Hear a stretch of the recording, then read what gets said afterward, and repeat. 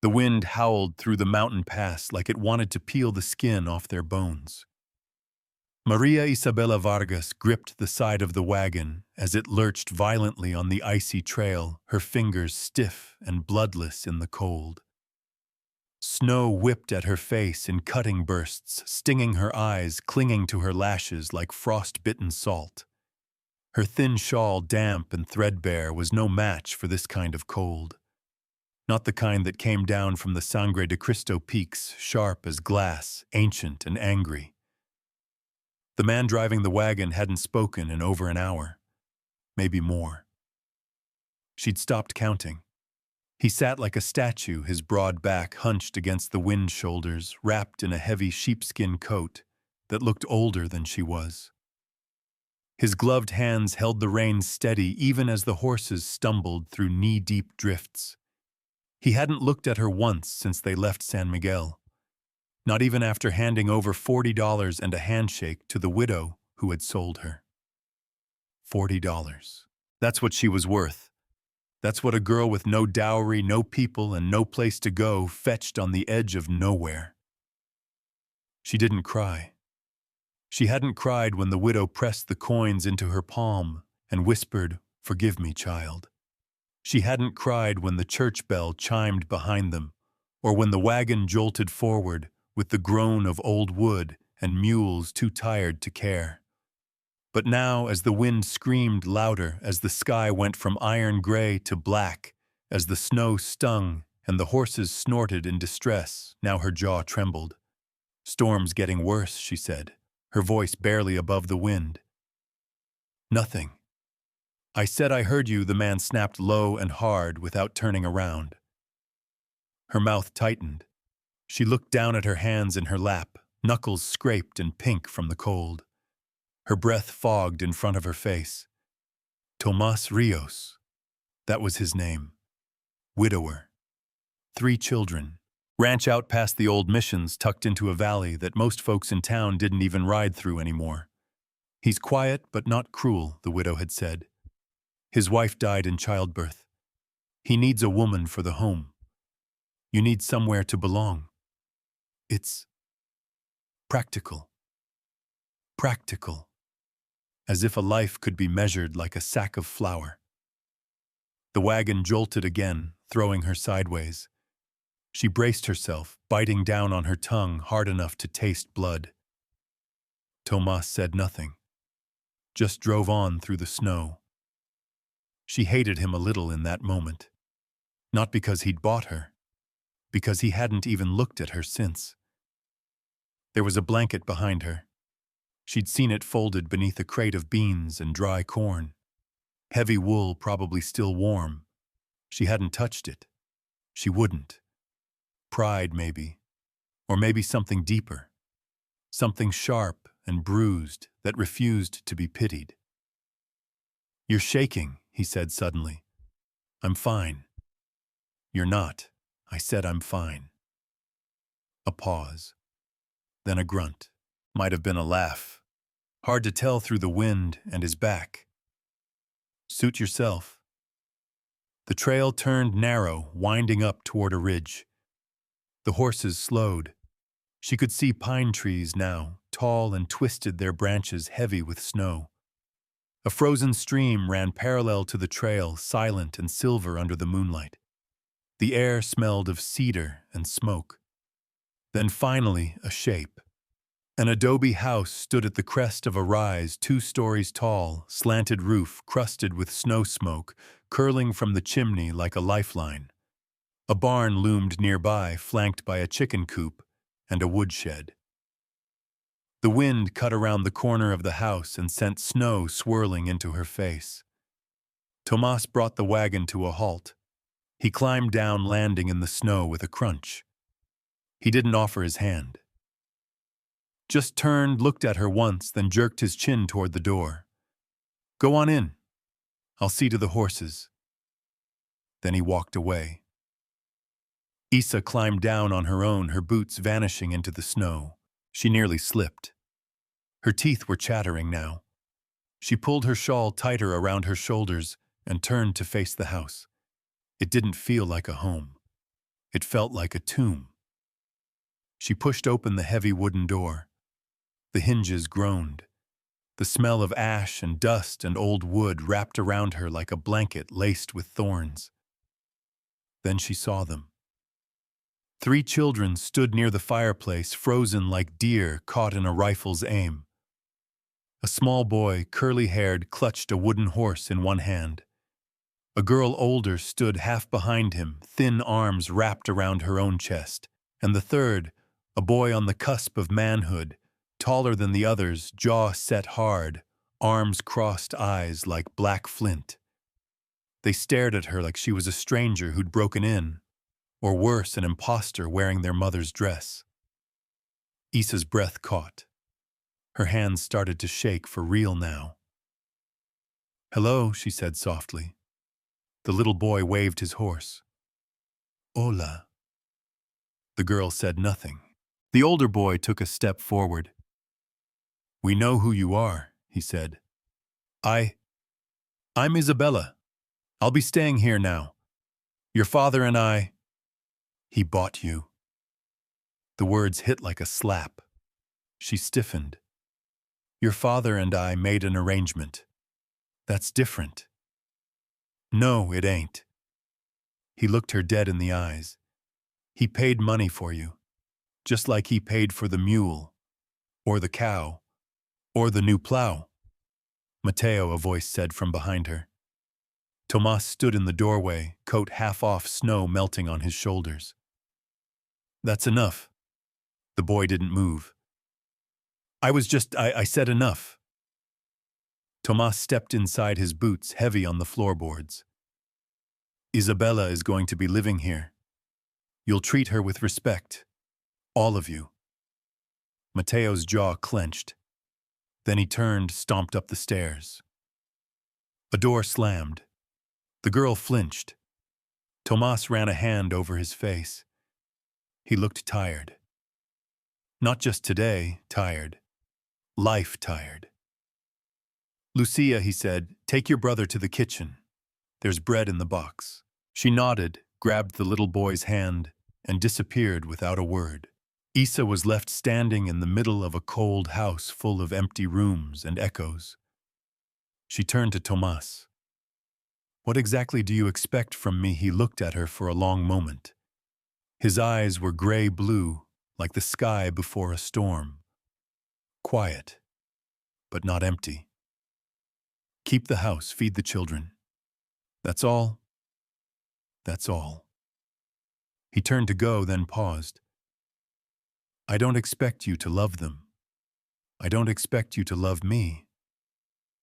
I just need someone to keep them alive through the winter." Then he walked away, leaving her with the fire that barely burned.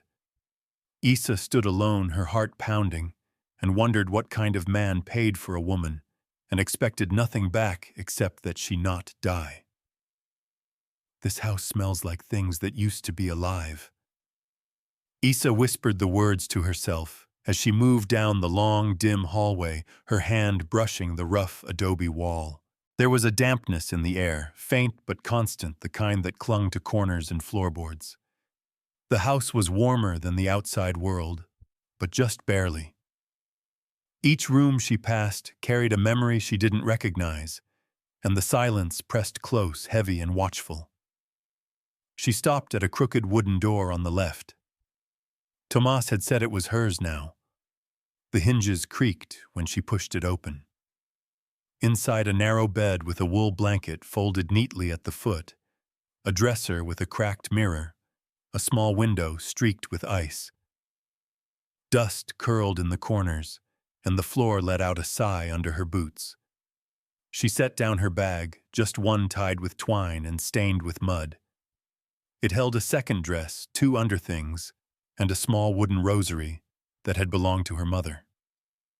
That was it. Her whole life in less than 4 pounds. From below she heard voices. Children. Not loud, not laughing. Just the murmur of small people trying not to be heard. Issa stepped into the hall and listened. "He's gonna make us eat with her." It was Matteo. She's a stranger, Lucia replied. She doesn't even look like Ma. I don't care what she looks like. She doesn't belong here. I think she's nice, Nico piped up. You're too little to know anything. A pause. Then, she told me a story. The sound of Mateo's scoff echoed up the stairs. Isa backed into her room and shut the door quietly. Her stomach tightened. She washed her hands in the chipped basin by the window using water so cold it turned her fingers red. Then she tied her hair back, straightened her dress, and made her way to the kitchen. The room was plain wooden counters worn smooth by time shelves lined with mismatched tin cups, and cracked plates, a clay oven near the hearth. The fire had been stoked and the scent of smoke clung to the air. On the table, a loaf of coarse bread sat wrapped in cloth beside a block of goat cheese. Nothing else. No stew, no meat. Isa glanced toward the pantry and saw how empty it was. Tomas was already at the table, sleeves rolled to his elbows, a mug of black coffee steaming in front of him. He looked up when she entered, but didn't speak. Nico climbed into his chair and beamed at her. Are you going to eat with us, if that's all right? She said gently. Lucia nodded once, pulling her chair out without a word. Mateo stayed in the doorway, arms crossed. I don't eat with strangers. Tomas didn't look up. Sit down, Mateo. No, I said. She's not Ma, and pretending like she is won't make her come back. Tomas set his mug down. The sound was louder than it should have been. Sit. Down. Mateo stalked to the table, dropped into the chair opposite Isa, and glared at the plate she placed in front of him. She tore the bread carefully, buttered it with shaking hands, and passed slices around. Lucia took hers without looking up. Nico whispered, "Thank you." Mateo took his piece, studied it for a moment, then tossed it into the fire. Isa froze. No one asked you to be here, he muttered. You don't get to pretend. Enough, Tomas growled, standing now. I'm not pretending, Isa said, her voice quieter, but clearer than she expected. She looked directly at Mateo. And I'm not your mother. But I live here now. I will treat you with kindness. You don't have to return it, but you will eat what I serve, or go hungry. Your choice. Mateo's jaw twitched. He stood up and walked out without another word. Tomas sat back down slowly. He's not used to being told. I can tell. The table was silent after that. Isa ate little. The bread stuck in her throat. Lucia nibbled at hers in bird-like bites, eyes flicking up to Isa, then back down. Nico hummed quietly and kicked his feet under the table. After breakfast, Tomas grabbed his coat and hat. I've got fence to check. Snow's gonna weigh the wire down. She nodded. Do you need help with anything inside? Do what you want, he said without looking back. So long as it's useful. The door shut behind him with a thud. The children scattered like leaves. Nico followed Lucia upstairs. Isa stood in the middle of the kitchen, unsure where to put her hands. Then she picked up the knife and the heel of the bread and began to clean. It wasn't much, but it was something. Something to make her feel like she belonged to the world again. By afternoon, she'd scrubbed the floors, cleared the shelves, and swept ashes from the hearth. The pantry was sparse, some beans, potatoes, salt pork flour.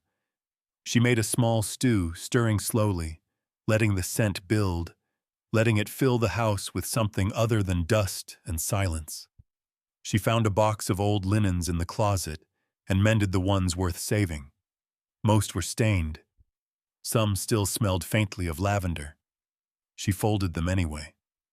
In the parlor, she found a broken chair, its leg cracked. She set it aside. The window there had frost thick as lace. She traced it with her finger, watching the wind swirl snow across the yard. The barn stood tall and still. Beyond it, the mountains cut the sky. Lucia appeared without a sound. She stood in the doorway, clutching a book. "Can I sit here?" Isa turned. "Of course." Lucia moved to the corner, curled up in the armchair. Isa returned to her mending. Minutes passed. Then Lucia spoke so softly, Isa almost missed it. Ma used to hum while she sewed. Isa looked up. "Do you want me to hum?" "No." A pause. "But I don't mind if you do." Isa nodded, threading her needle again. She began a soft tune her mother used to sing when the heat was unbearable and the flies wouldn't leave the house. Lucia didn't look up, but her fingers loosened around the book. Later, when Isa returned to her room, she found something small folded on the bed, a piece of paper, a drawing in charcoal. It was a rabbit, curled beneath a tree, surrounded by larger animals. Coyotes, maybe. Maybe something else. She held it for a long time. That night, she lay in the narrow bed and stared at the ceiling. She heard footsteps overhead, slow, uncertain. The wind pressed against the window like it wanted in. Then the creak of the hallway floorboards, and the sound of a door easing open. "Are you our new mama, or just another ghost?" Isa blinked in the dark, heart jumping. Nico stood in the doorway in his little cotton nightshirt, one hand wrapped tightly around the wooden horse he never let go of. The hallway behind him stretched like a shadow. Cold poured into the room with him curling around her ankles. She sat up slowly. "You'll freeze standing there like that." He didn't move, just stared at her with wide gray eyes. "I had a dream," he whispered. "Come here," she said softly, pulling back the blanket. He crossed the room barefoot, small feet pattering on the wood, and climbed into the bed without hesitation. He curled against her side like he'd done it 100 times. The wood of the horse bumped her ribs. "What did you dream about?" she asked, brushing the hair from his forehead. "Fire. And yelling. And then snow. I think the fire was inside me." She held him closer. His skin was like ice, his nose, red cheeks flushed. "You're warm," he murmured. "So are you." They lay in silence for a moment. The wind outside whispered against the adobe walls, softer tonight than the night before. "Are you our new mama?" The question landed like a dropped stone in a quiet well. Isa didn't answer right away. She looked up at the ceiling, watched the way the shadows from the window traced the beams. "Would you want me to be?" she asked gently. "I don't know." He yawned, the kind of yawn that swallowed half his face. "Mateo says you're not real family. Says P just bought you like the new plow horse." Isa chuckled. "He's not wrong. But maybe that's not the whole story. I don't think horses tell stories." "No, I suppose they don't." He was quiet for a moment, resting his head against her arm. "Mateo's angry. Lucia cries at night. I hear her. She thinks nobody can, but I do." Isa felt her throat tighten. "These walls are thin," she said, repeating what Tomas had said days earlier. "I just wanted someone to tell stories again," Nico whispered. "Lucia used to. But hers are all sad now. And Mateo doesn't tell any. He just works and stares out the window like he's waiting for something bad." "I can tell you a story," Isa said. "Please." So she did. She told him of a rabbit lost in a snowstorm, how it stumbled across a den of coyotes deep in the mountains. The coyotes could have eaten him, but they didn't. They brought him in and shared their warmth, even though the rabbit was nothing like them, even though they didn't understand why he was alone. And slowly, the rabbit stopped being scared. Slowly, the rabbit began to believe he belonged. By the end, Nico had fallen asleep, thumb pressed into the mane of his toy horse, breath even and soft. Issa didn't move, not for a long time. She stared at the frost-covered window and wondered which one she was, the rabbit or the coyote, or maybe both. She slept poorly. Woke several times to the creak of the wind, the distant bark of something wild. Once she thought she heard footsteps, heavy and slow, pacing the hallway. But when she opened the door, there was only silence and a bit of melted snow tracked along the floor. Nico was gone when she woke for good, the blankets still warm where he'd been. A little ghost retreating back to his own room before daylight. She dressed quickly, pulling on her stockings and worn boots. The house was still and cold, the fire in the hearth long since faded to embers. In the kitchen, she found Matteo crouched by the hearth, stoking the ashes. He didn't look up when she entered. "I can take over," she offered. He jabbed at the coals. "I'm not doing it for you." "I didn't say you were." He threw another log on, and the flames flared. Light flickered across his face, young, hard, proud. "I know why you're really here," he said, voice low. Isa reached for the tin coffee pot, set it on the iron rack above the fire. You're just trying to take her place. Wear her apron. Sleep in her bed. Act like she never existed. I don't even know her name." He looked at her then for the first time. "Hannah." Isa nodded. "Thank you." Matteo stood. "You can wear her apron, but you'll never be her." "I don't want to be." He narrowed his eyes.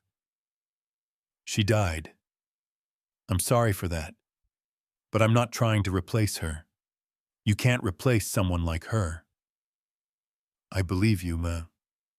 They stared at each other, the fire between them casting long, sharp shadows. Then without a word, he turned and left. Nico was already at the table when she brought over the coffee and bread. Lucia followed a few minutes later, hair a tangle, eyes puffy from sleep. "Did you sleep well?" Isa asked as she poured small mugs of milk. Lucia shrugged. "Okay." Nico grinned. "I slept in your bed." Lucia blinked. "She told me a story," he added. "About a rabbit." "It had coyotes," Isa corrected, "but they were kind." Lucia nodded slowly, her fingers tracing patterns in the grain of the table. Matteo didn't join them. Isa left a plate for him on the shelf beside the stove, just in case. By mid-morning, Tomas came in from the barn boots, coated in snow gloves, stiff. He nodded at Isa, eyes flicking toward the table. "Storm coming again. I heard the wind last night. Could be worse than the last one." He pulled off his coat, hung it near the fire. "You stocked enough for a few days." "We've got flour beans, salt pork. Potatoes are getting soft. I'll ride into town tomorrow. Might be the last chance for a while." Isa stirred the pot simmering on the stove. "Will you be back before dark?" "Should be." He glanced at her. Something in his face, just a flicker, looked like he wanted to say more. But he didn't. He turned and walked out again, the door groaning behind him. That afternoon, Isa found a small square of folded paper on her pillow. A drawing done in charcoal, a rabbit beneath a tree, curled against the wind. Around it stood 3 other animals, sharp-eyed, alert, and strong. She traced the lines with her finger and smiled. It was signed with a small L in the bottom corner. That night, she kept the candle burning longer than usual.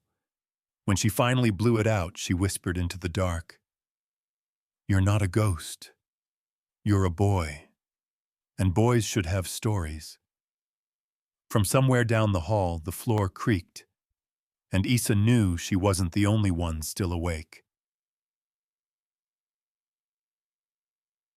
hate is easier than grief, and Mateo has made his choice.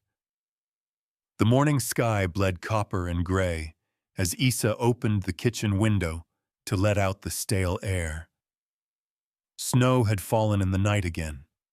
The world outside lay muffled, the fence posts buried to their chins, the path to the barn vanishing into windswept drifts.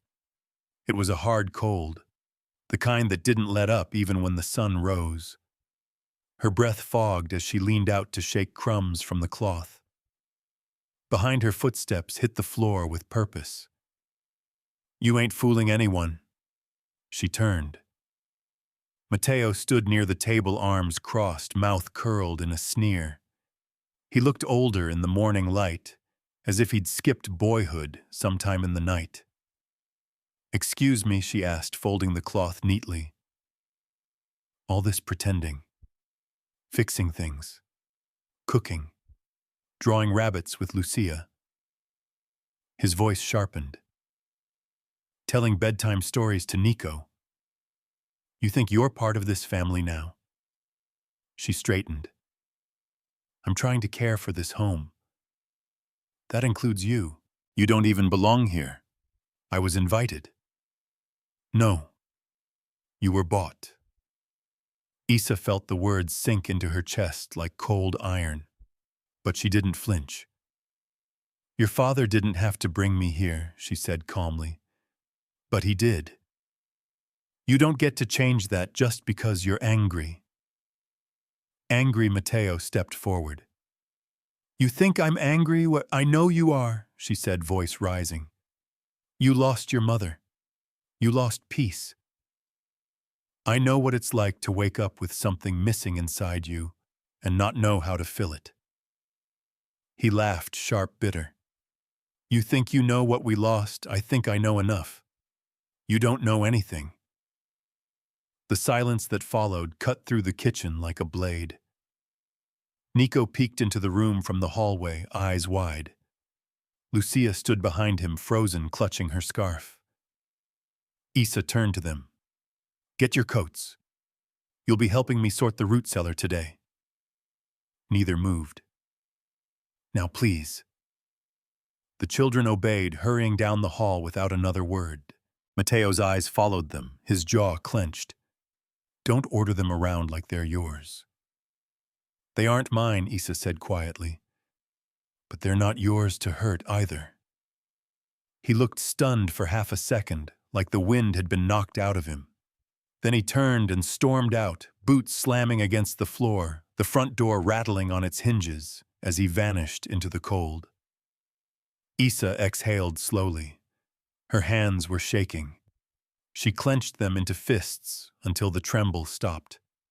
The cellar was darker than usual. The lantern Tomas had left was nearly out of oil, its flame low and stuttering. Lucia sat on an overturned crate, peeling soft potatoes while Nico stacked tins. He hummed under his breath, calm again. Isa joined them, working in silence, occasionally brushing snowmelt from her brow as it dripped from the ceiling. After a while, Lucia spoke. "He didn't mean it." "I know," Isa said, not pausing in her work. "He just misses Ma." "So do you." Lucia looked up, startled. "It's all right to say it," Isa continued. "Even if it hurts." Lucia went quiet again, her hands still for a moment, before she picked up another potato. They worked until the lantern guttered, and then Isa led them back up the stairs. The kitchen smelled of smoke and drying wool. She pulled Nico's coat off and set it by the fire to warm. Lucia wandered to the parlor and returned with her drawing supplies. Nico curled up on the hearth with a blanket, yawning. Isa stirred the pot of beans on the stove. The air outside had thickened. She could feel it pressing against the window panes like a held breath. She glanced out toward the barn. Still no sign of Mateo. She found him hours later. He was in the woodshed, swinging the axe with such force that splinters flew every time the blade hit. He'd chopped more firewood than they'd need for a week, his shirt soaked through with sweat, despite the cold. You'll wear yourself out, Issa said, stepping into the doorway. He didn't look up. Then maybe you'll leave. I'm not going anywhere. He drove the axe down again. A clean split. You don't get it, he muttered. Every time I see you at the stove or telling stories or talking to them like you've always been here, it makes me sick. Issa stepped forward. Why? He finally looked at her. Because if you stay, they'll stop remembering her. The rawness in his voice startled her. No fire now, just ash. She's already fading, he said. Lucia can't even remember her laugh. Nico mixes her up with stories. And Pa, he doesn't talk about her at all, like she never lived. Issa crossed her arms to keep from reaching out. So you decided someone had to remember her. Hold on tight, even if it made everything worse. She was everything. I believe you. He wiped his sleeve across his face, looking suddenly small again. A boy with too much weight on his shoulders. You can miss her, Issa said gently. You can keep her with you, but you don't get to punish everyone else for trying to live. I don't want to forget. You won't. Not ever. But the pain, it changes, if you let it. Matteo turned back to the block of wood and lifted the axe, but his shoulders slumped. She used to sing while she worked, he said quietly. Issa nodded. Lucia told me. That song you hummed the other night, it sounded like something she would have liked. I'm glad. Matteo set the axe down, leaned against the wall, and didn't speak for a long time. When they returned to the house, the snow had started again. Not heavy, but enough to coat the windows to make the fire seem like the only warm place in the world. Nico was asleep on the rug, Lucia drawing birds in the corner. Tomas stood by the window, arms crossed. He looked at Issa, then at Matteo, and said nothing. Later, as night settled, Issa lit a candle in the kitchen. She knelt by the window and stared into the dark. The storm was coming. She could feel it in her bones. She rose, closed the shutters, and bolted them tight. In the silence that followed, she heard it again, the wind. But something else, too. A low creaking, a rhythm slow and heavy. Boots moving across the porch, and Tomas rising from his chair, reaching for his coat. I need to check the range, he said, before the drifts get too deep. Issa stepped forward. Alone, I won't be long. She hesitated. The air smells wrong. He looked back at her face, unreadable. Storm's not the only thing out there. She watched him go, heart thudding. Then she turned to the fire, stirred it higher, and whispered to herself. Come back, Tomas. Come back before the cold swallows you whole. The wind screamed like it knew our names. Issa pressed her shoulder to the door as it rattled against the hinges, the blizzard outside howling with such fury it felt alive.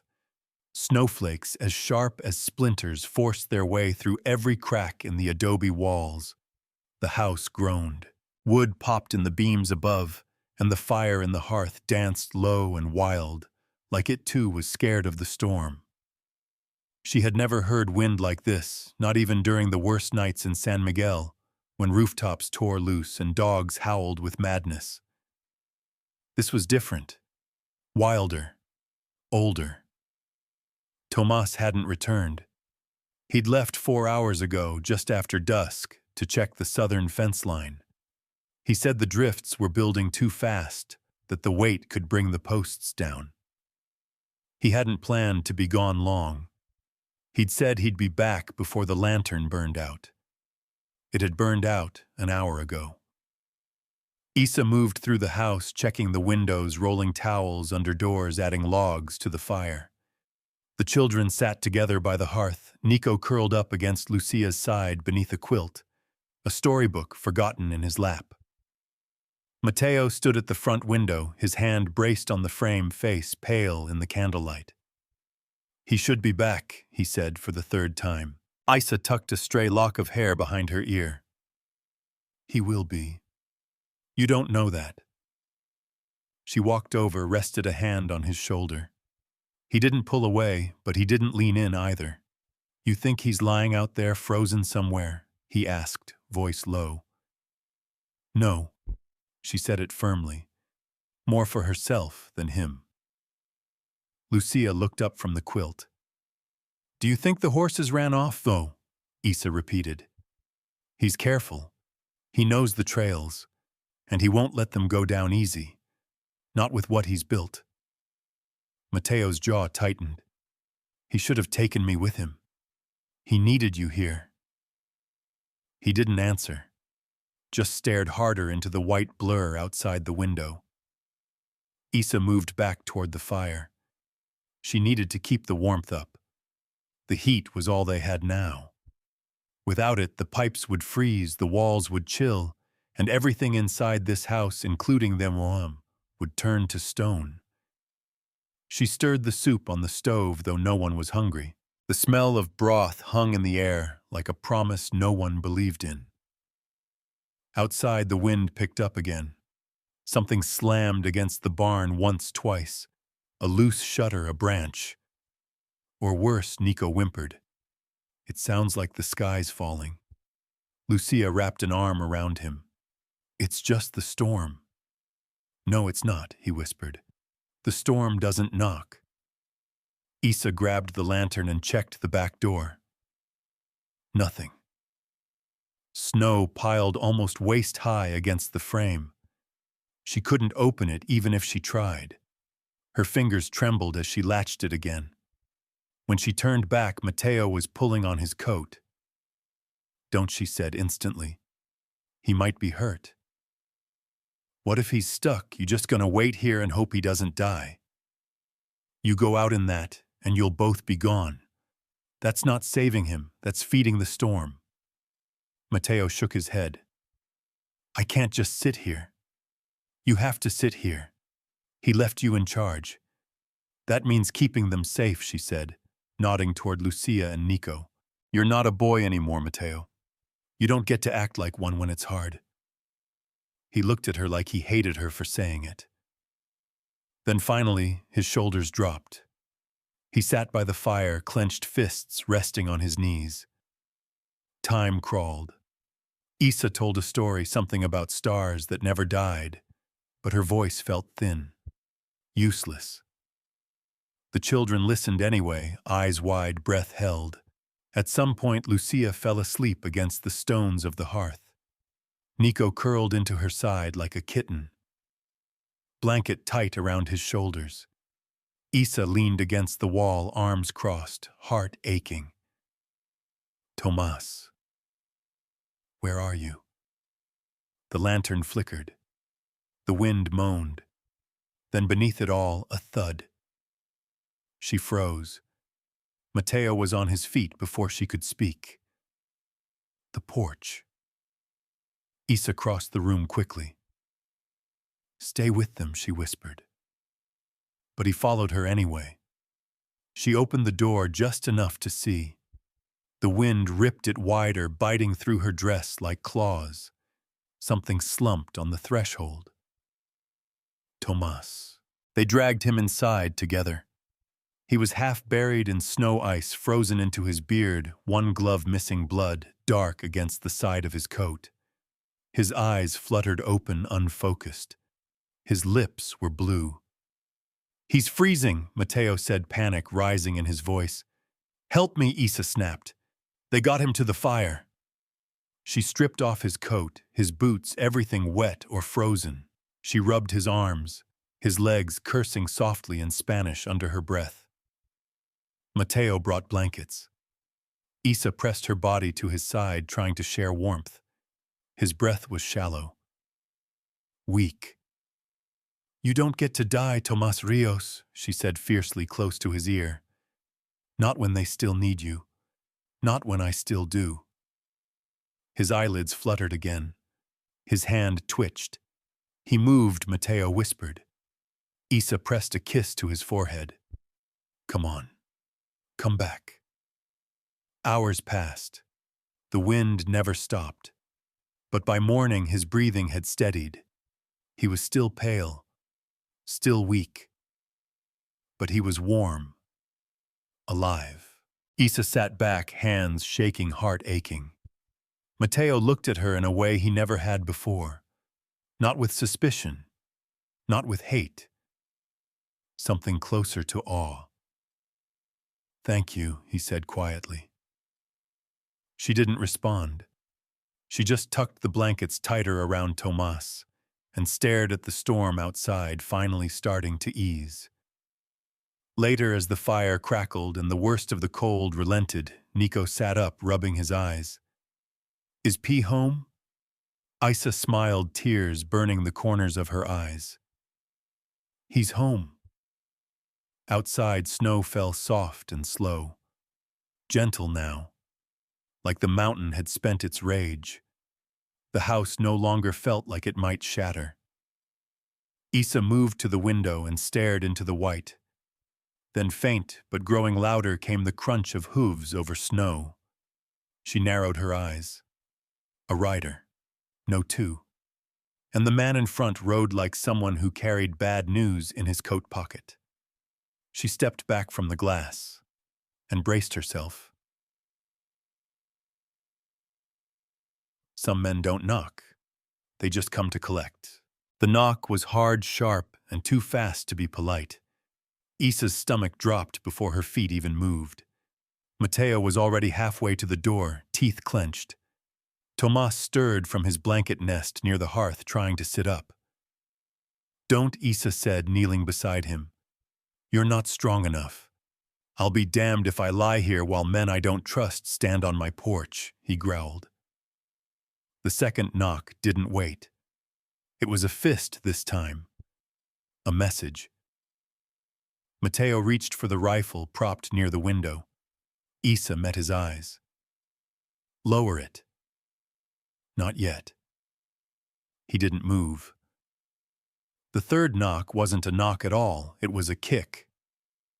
Mateo cursed and moved to the door, but Isa put a hand on his chest. Open it slow. I'll speak. You, he asked, incredulous. Yes, she said. Let them underestimate me. The wind swept in as the door cracked open. Snow clung to the porch, the steps, the boots of the two men standing outside. The man in front was broad and sharp-edged, his mustache slick with frost, his hat too fine for a storm. A long brown duster flapped around his legs like a whip. His belt gleamed with bullets and confidence. The second man stood back a pace, younger, nervous eyes, rifle on his back. Isa marked him as dangerous not because he wanted to be, but because he'd do what he was told, whether he understood it or not. Morning, the leader said, though it wasn't a greeting. Heard you had some trouble last night. Bad storm. Didn't catch your name, Isa replied, steady.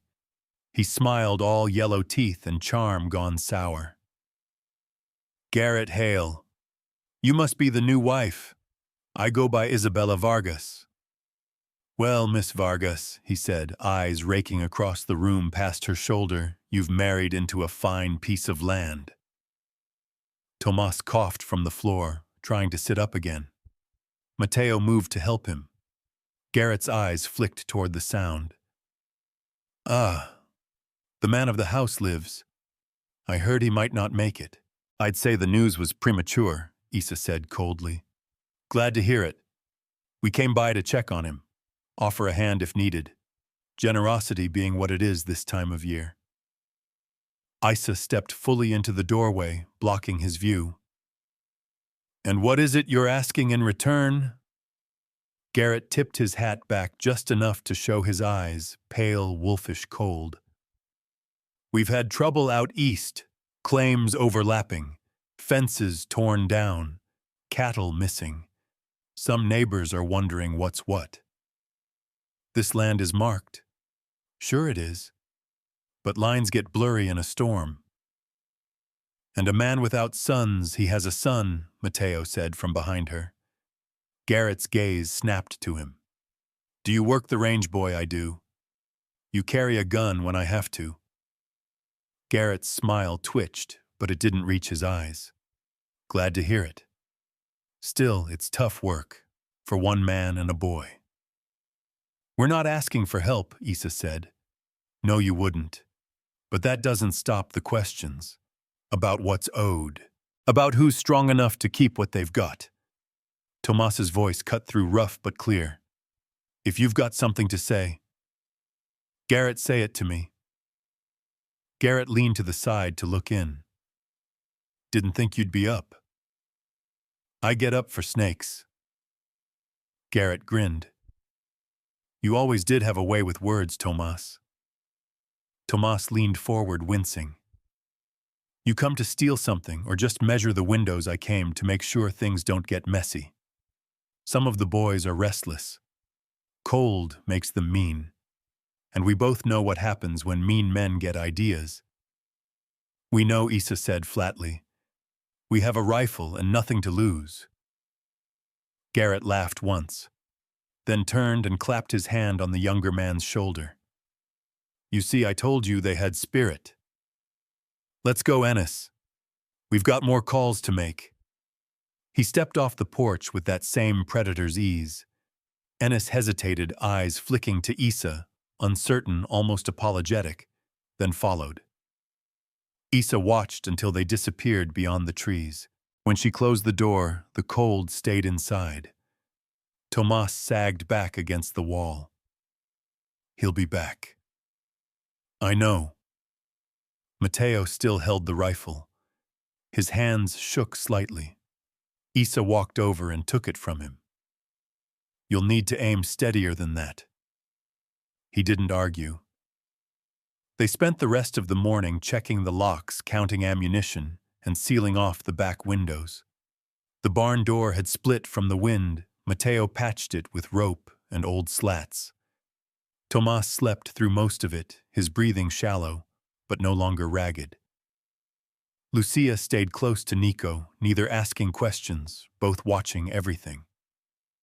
That night, Issa sat at the kitchen table with Tomas' candlelight soft against his lined face. He wants this land, she said. He always has, since before I had the deed. Thought my wife softened me. She didn't. No. She kept me human.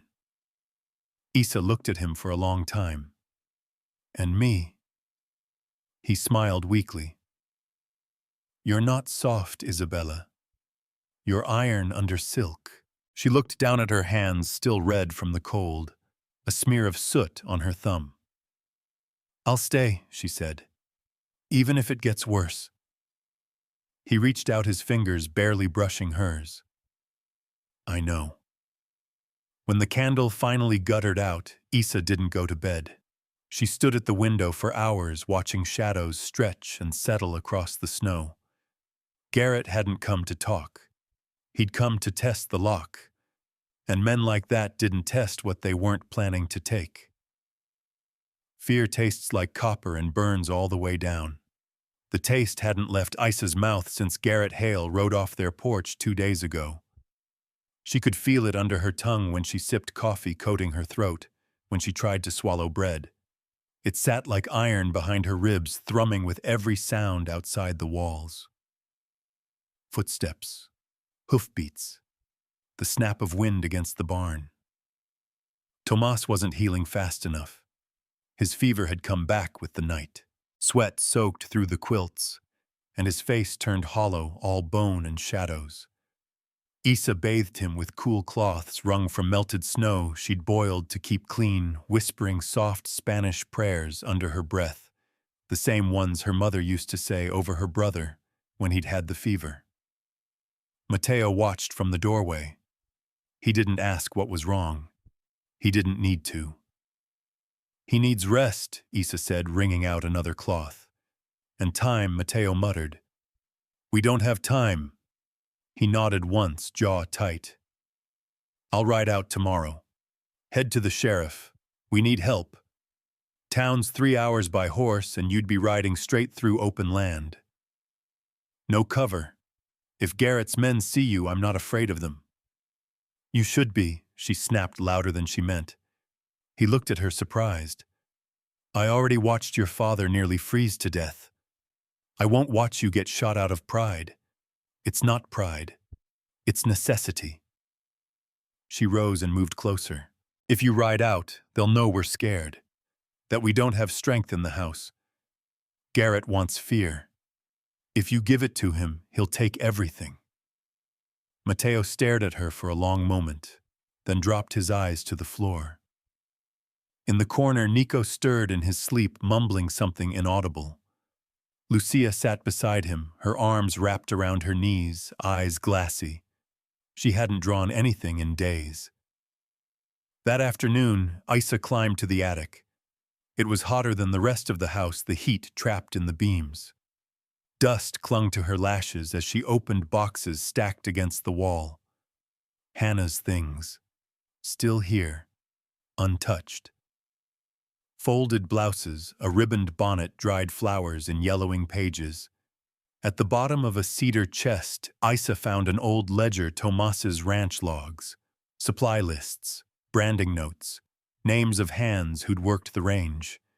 Her fingers flipped through it slowly, then stopped. A name, Benito Caro. Isa's breath caught. She knew that name. He'd lived near her family once before her mother passed. He'd left after a cattle deal gone wrong, headed north. People said he was dangerous, a hard man, but loyal, and he owed her family a debt. She tucked the ledger under her arm and returned downstairs. Tomas was awake barely. His eyes fluttered when she touched his shoulder. I need to send a message, she said. He coughed, then nodded. To who, Benito Caro? Tomas blinked like he wasn't sure if he heard her right. That bastard, he worked for you. He worked for everyone. Then vanished. Isa lifted the ledger. He's still listed. You trusted him once. That was a long time ago. I don't have anyone else. Tomas grunted, shifted, and winced. You really think he'll come? She folded the ledger closed. If he remembers my mother, he will. They didn't speak again after that. Tomas drifted back into fevered sleep, murmuring in half Spanish, half memory. That night, Isa lit a candle and pulled out paper. Her handwriting was slow, uneven with worry. She wrote plainly. Benito Caro, if you remember the woman who gave you shelter during the flood, I am her daughter. We are in trouble. We need strength. Come if you still carry honor. Isabella Vargas.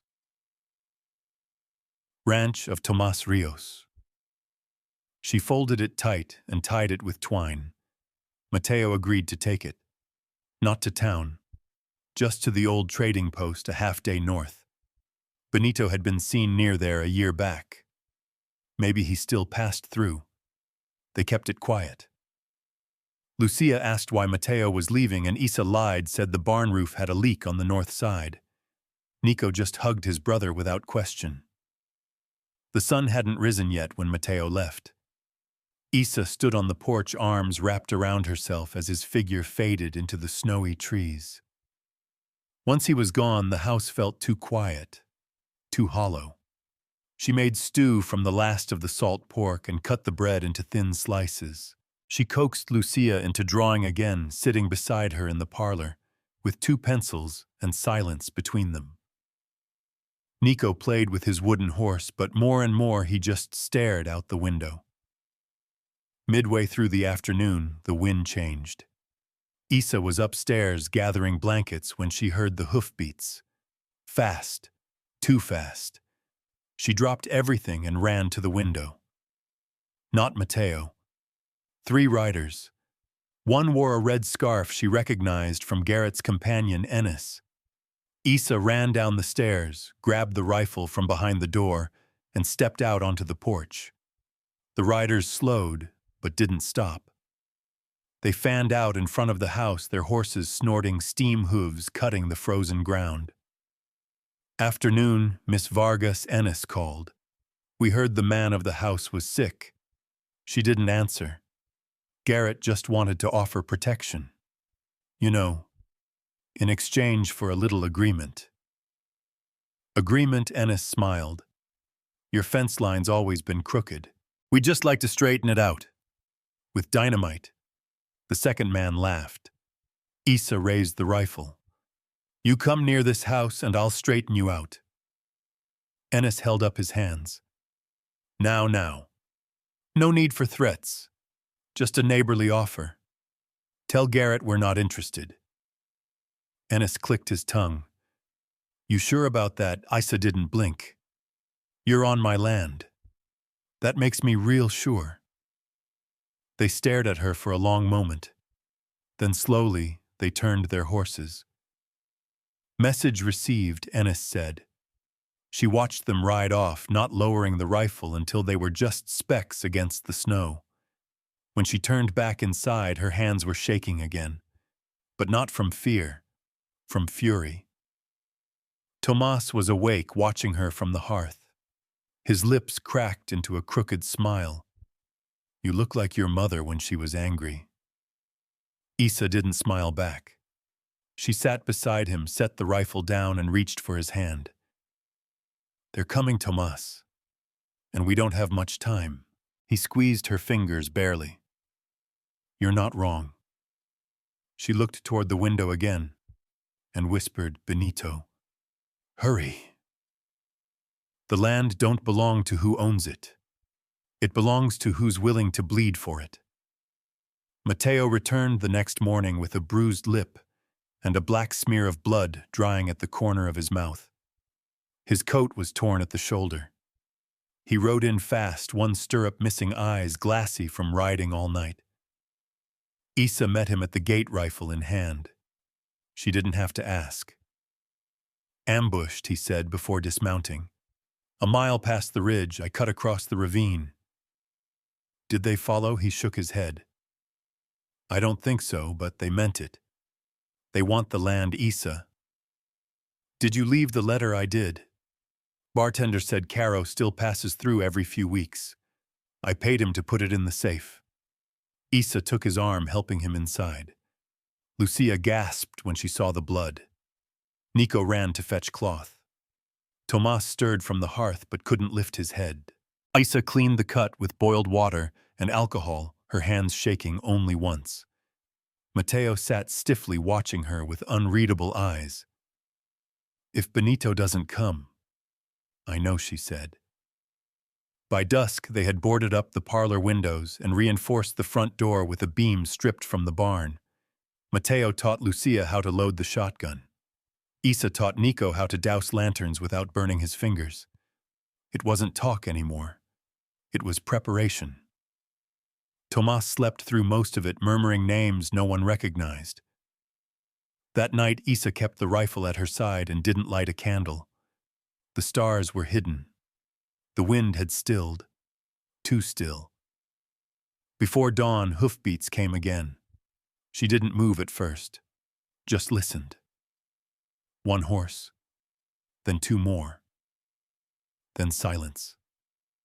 She moved to the front window. A figure dismounted at the edge of the porch. Broad shoulders, wide stance, wide-brimmed hat pulled low. Issa opened the door slowly. You, Isabella Vargas, the man asked. Yes, name's Benito Caro. His voice was rough as gravel but low and quiet, like someone who didn't need to raise his tone to make men listen. Behind him stood a woman in a fur-lined coat and a wiry man with a scar across his nose. Issa stepped aside. Come in. Caro entered without hesitation. His boots left melted snow in his wake. He smelled of leather and smoke. The woman, tall, dark, a Navajo riflewoman, judging by her gear, nodded once and followed. The third man paused, eyes flicking over every shadow, before stepping inside. Tomas sat up in the hearth chair when he saw them. Caro, he rasped. Still breathing, we were. Caro replied. Good. He turned to Issa. Heard from the bartender you were in trouble. Normally I'd ask what kind, but you've got Hale's stink all over this place. You know him. Caro laughed once. Every range hand this side of the mountains does. He doesn't want land. He wants a throne. Thinks taking what's yours makes it his by right. He said our fence line was crooked, Matteo muttered from the back. Caro's eyes flicked to him. Then you better shoot straighter than your fence runs, boy. We don't want blood, Issa said. Then you should have picked another county. Caro dropped his saddlebag on the floor with a heavy thud. But since you're here, and since I owe your mother, we'll hold what's yours. You owe my mother. She hid me once, he said, when the Pinkertons came looking for me with a noose. Could have turned me in for money. She fed me instead, taught me what honor looked like. Now I pay it back. Issa nodded, throat tight.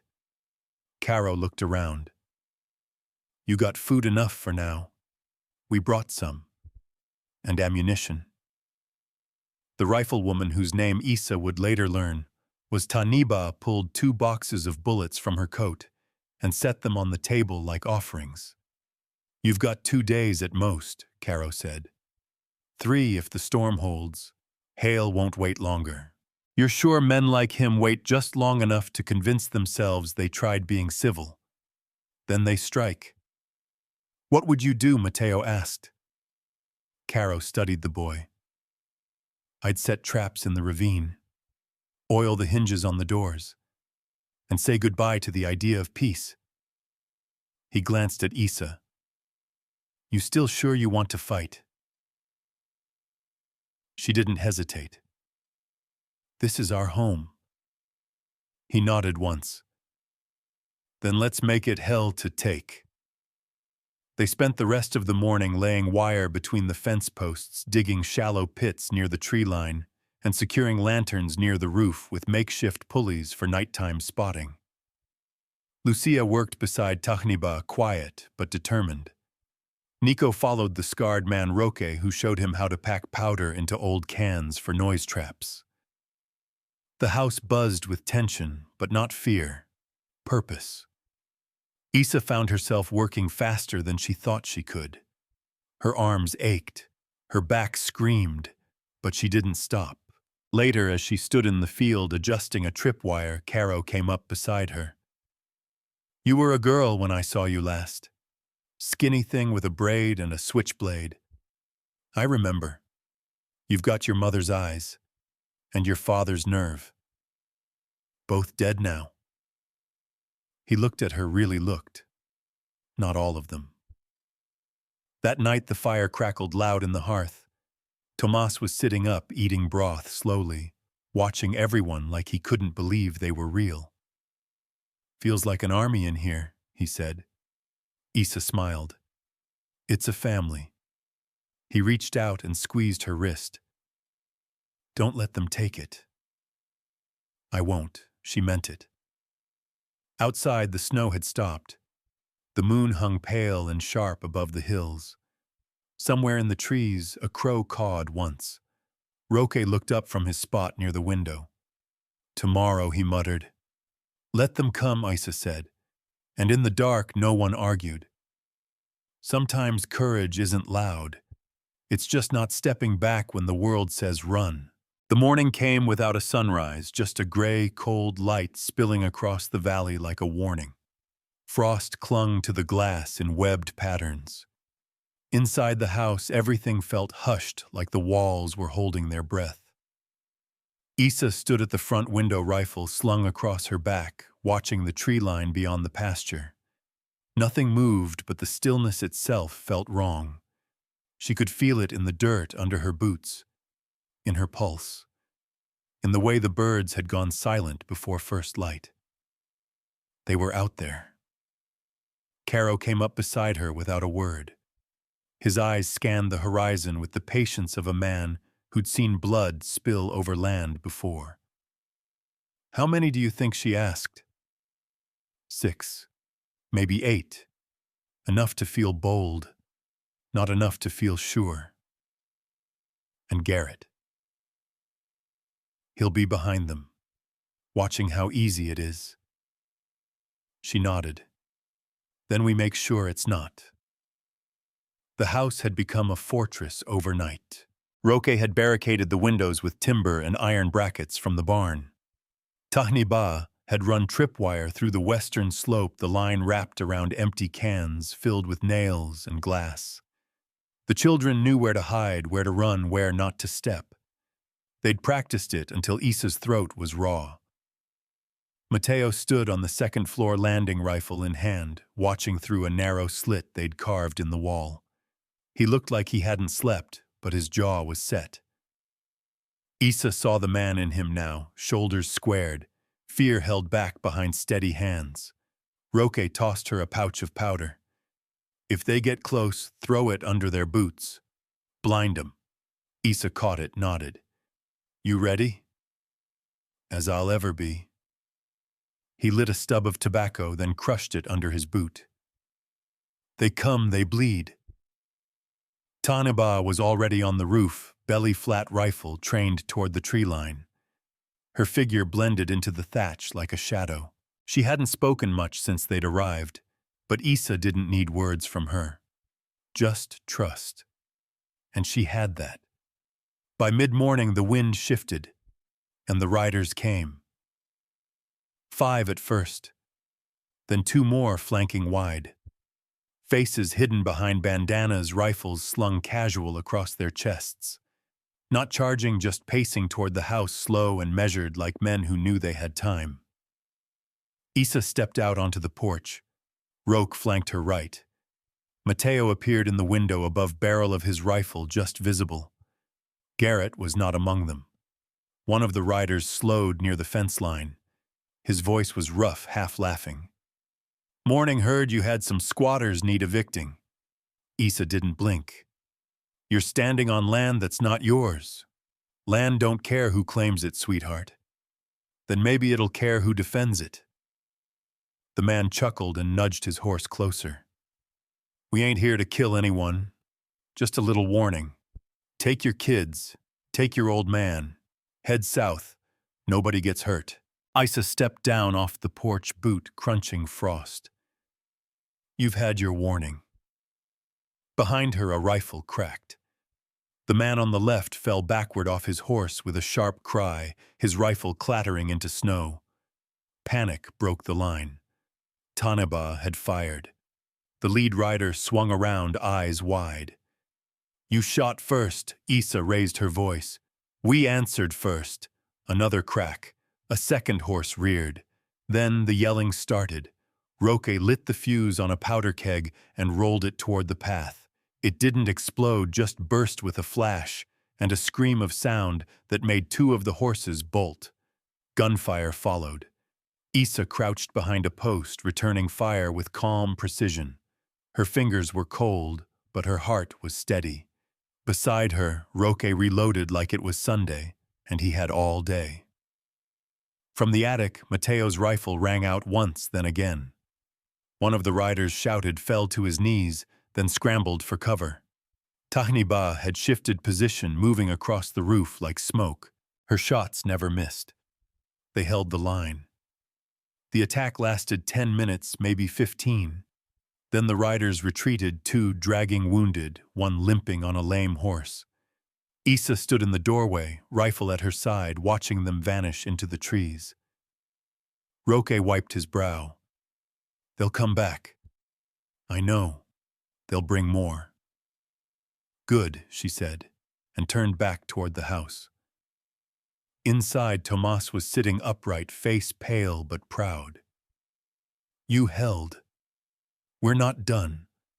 No. But you made him bleed for it. His eyes misted. Your mother would have stood just like that. Issa knelt beside him, suddenly lightheaded from the adrenaline. You should rest. I'll rest when Garrett Hale's buried under my land. She didn't argue. Later, as the fire popped and the scent of gunpowder clung to every wall, Matteo sat beside the window, staring out into the darkening pines. "They'll come again," he said. Isa laid a fresh log on the fire. "Then we'll be waiting." Lucia came to her side and wrapped her arms around her waist. "Are we safe?" Isa didn't lie. "Not yet. But we're not leaving, no." Isa whispered. "We don't run."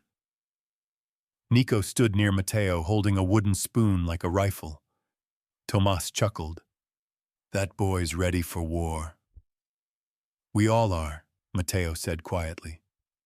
Isa felt it then, not just in herself, but in the walls, the floorboards, the cracked beams, and dust-covered ledgers in the corner. This was home, and nobody was taking it without a fight. A man who hides behind others' guns ain't a king, he's a coward in a stolen crown. Garrett Hale didn't ride in with smoke and thunder. He came the way snakes do, quiet, low to the ground, slipping between the cracks. The morning after the skirmish, Isa found their traps dismantled. The tripwires had been cut clean. The powder tins buried under snow. One of the warning bells was gone, and the slats they'd nailed across the barn window had been pried loose. Tahniba crouched beside the broken fence line, her gloved fingers brushing a boot print half covered in frost. "Not amateurs," she muttered. This was deliberate. They got close, Isa said, heart pounding. Too close. Caro and Roque rode the northern ridge to sweep for signs. When they returned, Caro's face was grim. Tracks circle wide. They're watching from every angle. He's not just testing the door anymore, he's trying to figure out what it'll take to kick it down. Tomas sat on the porch that afternoon, wrapped in 2 coats and a wool blanket, his breath visible in the sharp wind. His eyes followed every movement, every rider, every cloud that moved wrong. "He's getting ready," he said, "trying to scare us quiet." Isa poured hot tea into a tin mug and set it beside him. "It won't work." "It works on most folks," he murmured. She looked out toward the hills, watching the shadows stretch longer than they should. "We're not most." Garrett made his move at dusk. It started with a fire. The hay shed. Lucia was the first to see the smoke.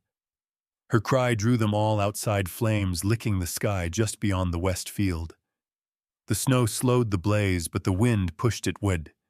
Caro grabbed a blanket. Matteo ran for the water barrels.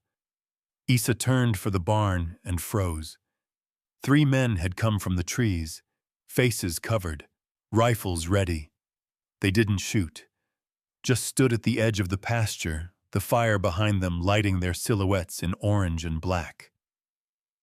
One of them shouted, "This is your last warning." Isa didn't reply. She stepped forward, lifted her rifle, and fired. The shot cracked across the fields, missing deliberately. A warning in return. The men backed off, but not quickly. They wanted to be seen, wanted her to know who was in control. But Isa saw something else. They were stalling. Matteo yelled from the other side of the pasture. They cut the water line. Roque and Caro managed to control the blaze, smothering it with dirt and wet sacks. But the hay was gone. The snow was black with ash. When the flames finally died and the attackers had vanished back into the dark, Isa stood at the edge of the field with smoke in her hair and rage rising in her chest like steam. "They're not testing anymore," she said. "They're warning us," Roque replied. "Next time it'll be the house." Isa turned to Matteo. "We rebuild the traps, double them." Tahniba nodded from the roof. "And we keep watches through the night, 2 at a time." Tomas's voice was hoarse. "He wants you to doubt, wants you to feel the ground breaking before it ever does." Isa didn't doubt. Not anymore. That night, the wind carried the scent of smoke, even after the last ember had died. The house felt smaller, the rooms tighter, as if the fire had stolen more than timber. Isa sat beside Lucia and Nico in the parlor, a book open in her lap. But she wasn't reading. Her eyes stayed on the window. "I don't like the dark anymore," Nico whispered. She wrapped an arm around him. "You don't have to like it. Just stand through it." Lucia leaned against her shoulder. "Will he come when we're sleeping?" "Yes," Isa said softly. "That's when men like him do their worst." "But we're ready," Isa kissed the top of her daughter's head. "We're ready." Caro came in around midnight, his coat dusted with snow. He set a folded piece of parchment on the table. "Found this nailed to the east fence," he said. Isa picked it up. The handwriting was sharp, controlled. "You had your chance. By week's end, this land is mine. Take your children and go. You have 2 days." G.H. Mateo read over her shoulder, fists clenched. "He thinks he can set a clock on us. He thinks we'll break before the hour strikes," Isa said. Roque sat back, arms crossed. "We've got to bring the fight to him." Caro grunted. "That's what he wants." We wait again. Mateo asked for him to burn the rest. Isa ran her fingers over the note. "No, we don't wait. But we don't strike wild either. If we come for him, we come right." Tomas cleared his throat. "You've got 2 days." Isa nodded. "Then we use them." The next morning they mapped every path to the house, every angle, every blind spot. Tahniba set snares in the tree line. Roque built a false trail with discarded boots and crushed brush. Mateo and Lucia ran drills in the barn, while Isa rode out to the ridge with Caro, the rifle slung over her back like a second spine. They found fresh tracks, more horses, more riders. Garrett was building numbers. "He thinks he can win by numbers," Caro said, squinting toward the hills. "He's wrong," Isa said. "We've got more than guns." "What's that?" "We've got reason." He grinned. "That's new for me." By evening, snow had started to fall again, light, dry, whisper soft. It blanketed the bloodstains, the ash, the broken wire. The house stood steady in the pale light.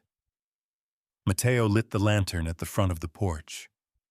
Isa climbed to the roof with Taneba and watched the dark roll in.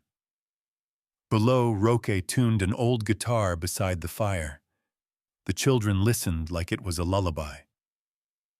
Isa looked east, where Garrett would come from.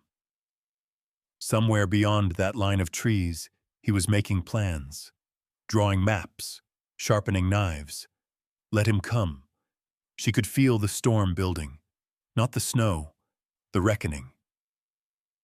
Not all battles are fought with bullets. Some are won by the ones who refuse to kneel.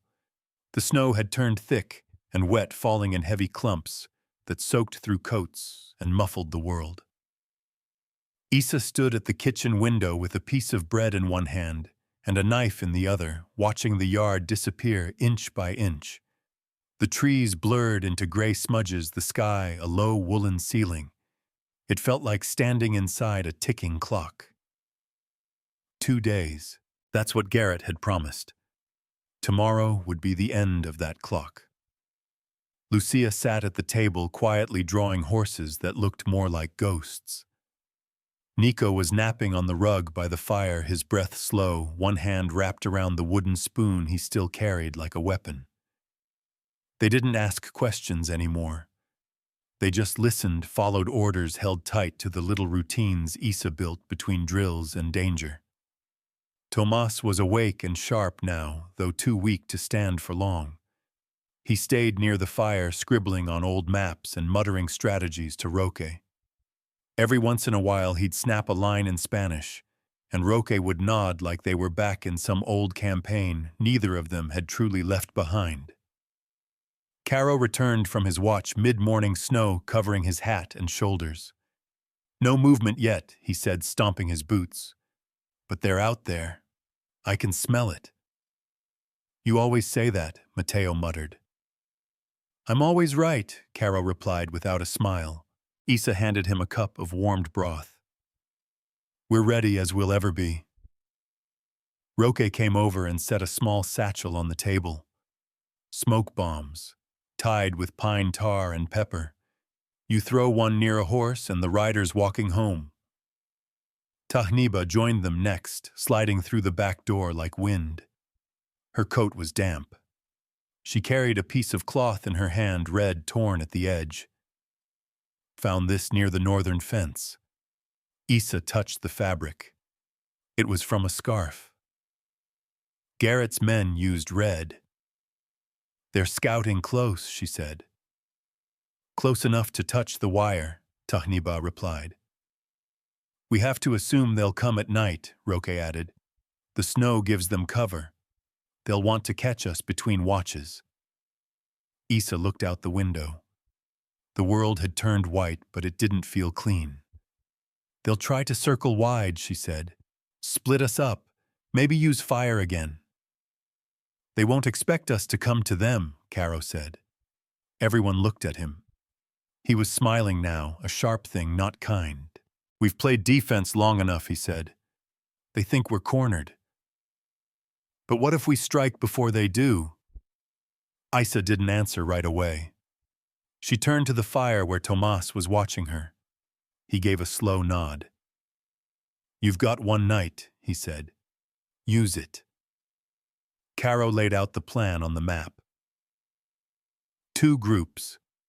Isa Tahniba and Matteo would move west, flanking wide toward the ridge where Garrett's camp likely sat. Roque and Caro would move from the south, drawing attention if needed. Tomas would stay behind with Lucia and Nico, the rifle loaded, the house sealed. If we strike first, Isa said we don't kill unless we have to. They won't show the same mercy, Tahniba said flatly. Doesn't matter. This land isn't defended by murderers. We're not like them. No one argued. By sundown, they were ready. Isa pulled on her thickest coat and tied a scarf around her neck, tucking her hair beneath her hat. Matteo adjusted the rifle strap over his shoulder and tucked a knife into his boot. Cold, she asked. Not anymore. Tahniba checked her ammunition and gave Isa a short nod. Let's move.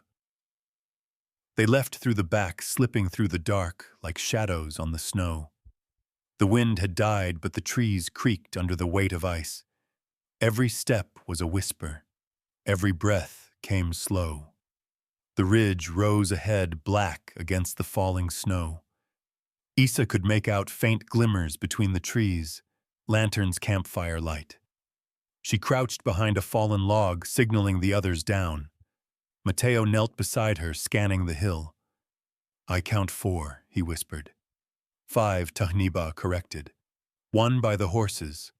They waited, then moved in silence, circling wide. The fire crackled louder now. They could hear voices laughing, swearing the scrape of metal. Men without discipline. Arrogance made them soft.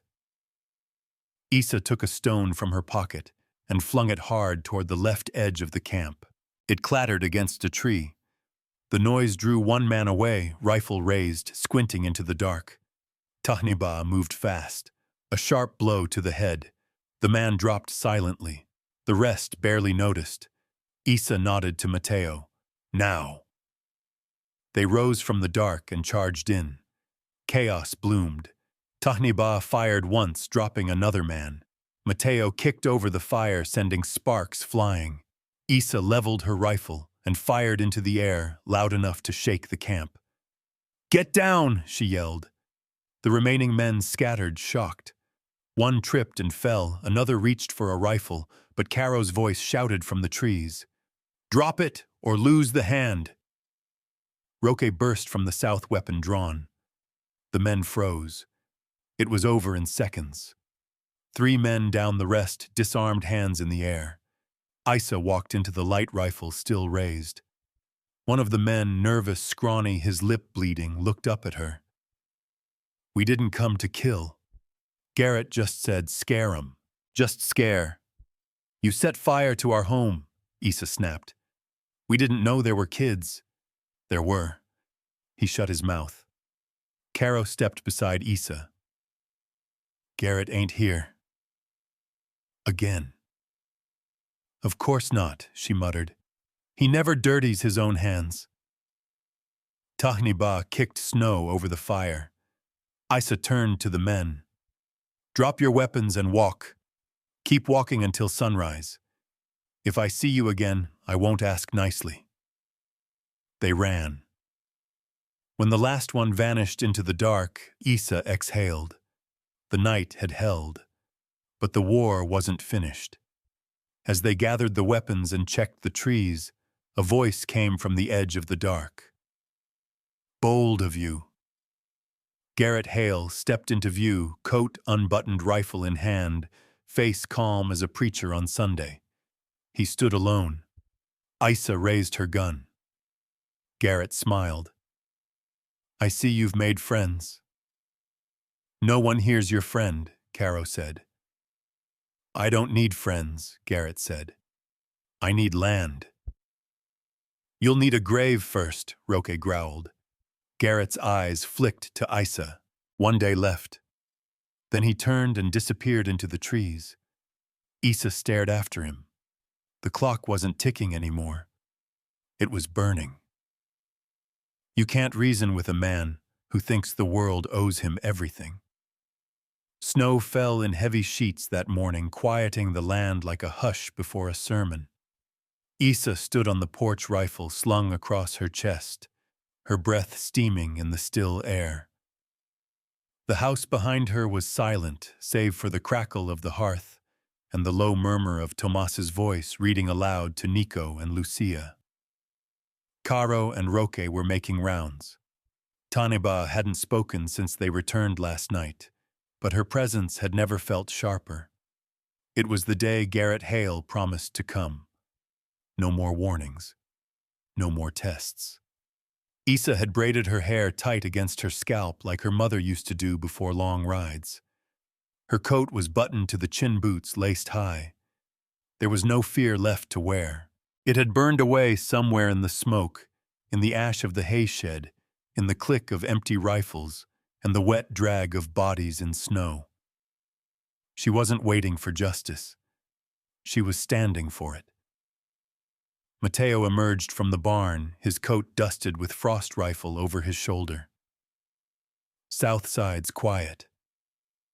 Roque says the traps held through the night. They'll come through the pines, Issa said. East side, same as before. Garrett won't be in front. No, he'll be behind them again. Issa nodded. But this time we bring him forward. She turned to the door and stepped inside. Tomas looked up, his face worn but alert. He was thinner than he'd been weeks ago. His strength wasn't in his arms anymore. It was in the way he sat upright despite the pain, in the way he kept his voice steady when he told Lucia stories about her grandmother's stubbornness, or reminded Nico where the back stair creaked loudest. We're ready, he asked. Issa knelt beside him. We are. You're sure this is what you want to do? I'm sure it's what I have to do. He smiled faintly. Then go. Issa touched his hand once before rising. Keep them close, I always do. Outside, the wind picked up. By midday, Caro returned from the ridge. His eyes were sharp, jaw set. They're moving. How many? Issa asked. 8. Maybe more.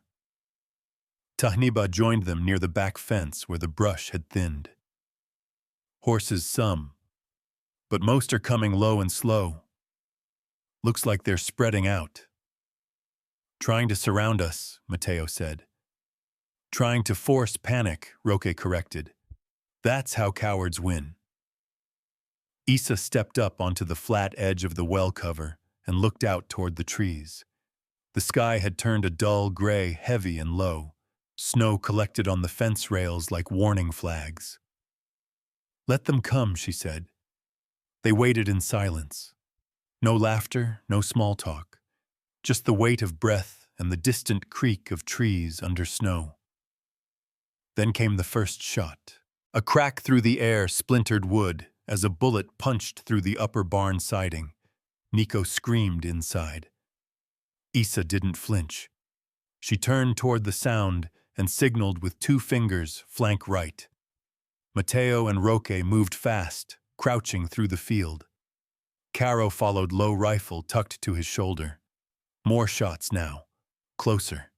The attackers broke through the pines in a staggered line. Some rode in fast, others moved on foot. Red scarves, bandanas, familiar silhouettes from the firelight raid. But Garrett was not among them. Taneba fired first. A clean shot, one man fell, rolled, and didn't rise. Another screamed. Gunfire erupted in return bullets, sparking against the shed, splintering the porch rail. Isa crouched beside the steps, eyes sharp, measuring each figure, counting movements. A rider veered too close to the wire, snagged the trip line, and tumbled hard. His horse bolted. Isa took aim, breathed once, fired. He stopped moving. Matteo returned fire from the back slope, pinning 2 men near the fence. Caro and Roque swept from the far side, pushing the attackers into a narrow kill zone between the house and the trees.